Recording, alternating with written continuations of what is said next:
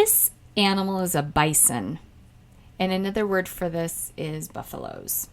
Buffalo and bison are the same. Bison are the largest land mammals in North America. This large herbivore weighs about 2,000 pounds, which is about the weight of a small car, and stands about 6.5 feet tall at the shoulder. Bison were very important to many Native American tribes. One Native American tribe that counted on the bison for survival was the Lakota Sioux. The Lakota Sioux are a Native American tribe that lived on the Great Plains in the areas that are now South Dakota, Wyoming, and Montana, and were therefore known as Plains Indians. One Native American tribe that counted on the bison for survival was the Lakota Sioux. The Lakota Sioux are a Native American tribe that lived on the Great Plains in the areas that are now South Dakota, Wyoming, and Montana. So those that lived here were known as the Plains Indians. Tens of millions of these bison once roamed the Great Plains, but by the early 1900s they were in danger of dying out completely. Do you remember what it is called when an animal or plant dies out forever? It's called extinction. For many years, people have worked hard to save these bison from near extinction. Today, hundreds of thousands of bison exist on farms and in protected areas such as national parks, and they are no longer endangered. The title of today's read aloud is called The Buffalo Hunters.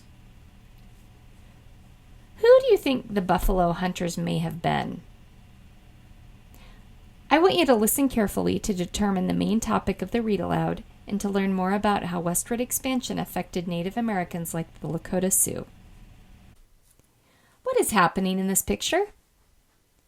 Running Fox felt the tingle of butterflies in his stomach as he sat on his horse. It was his first time hunting for bison with his tribe, and he was excited and nervous. What are bison? Why did some Native American tribes hunt bison? He hoped to be able to hunt well and make his tribe proud. He saw his brother Black Eagle smile and nod at him as if to say, "You will be all right." Running Fox smiled a tight, nervous smile. The butterflies in his stomach felt like they were multiplying, and he could feel his heart pounding. Have you ever had butterflies in your stomach? Why do you think Running Fox is nervous? Running Fox knew how important the bison were to his people, the Lakota Sioux. The bison were their source of life. The Lakota depended on bison meat for food and bison skins for leather and clothing. They even used the bones of the bison to make tools. Running Fox remembered his father teaching him about the bison. "The bison are sacred to our people, my son," he said. "That is why we honor their spirit and thank them for giving us their lives to help our people survive. We have always followed the great bison herds. Before we had horses, we followed the herds on foot."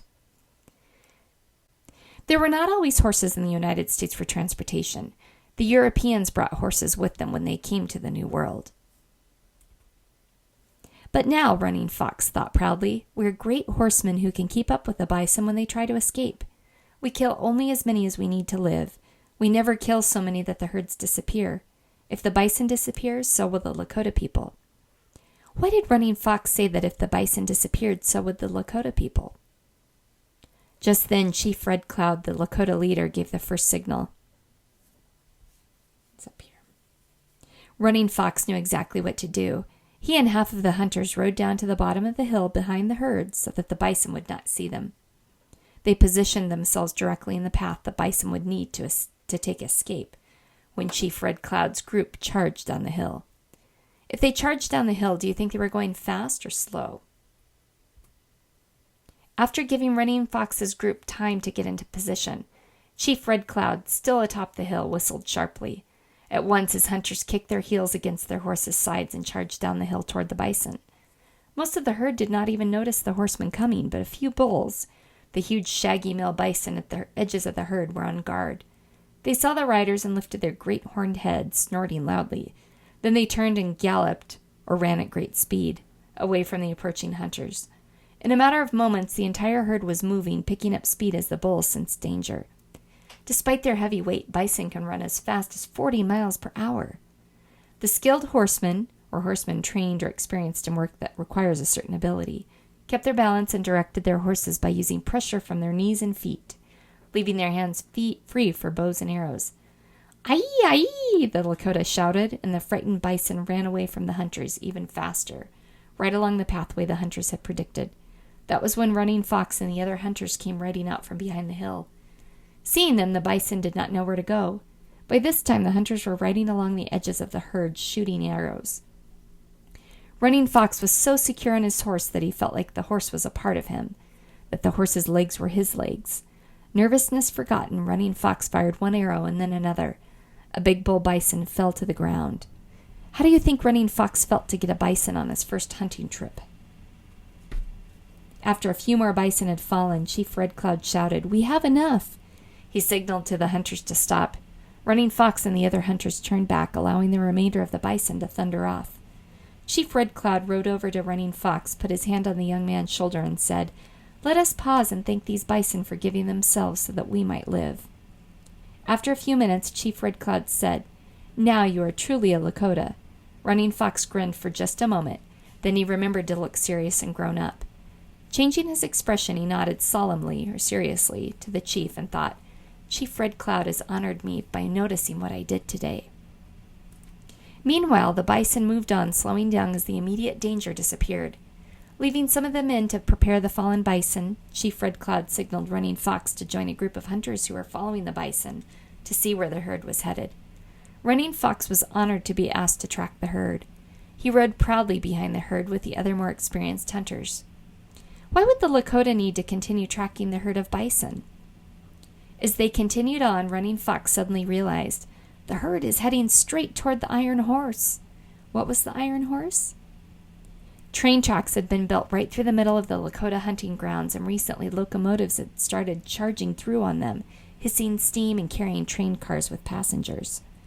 Later, just as the train tracks came into view, the riders came to a sight so shocking that they all stopped riding and stared. On the ground before them lay dozens of bison. Someone had killed them and taken only the best parts of meat, leaving the rest of the bison. Is this the way Running Fox and his people treat the bison? How do you think the Lakota felt to see this sight?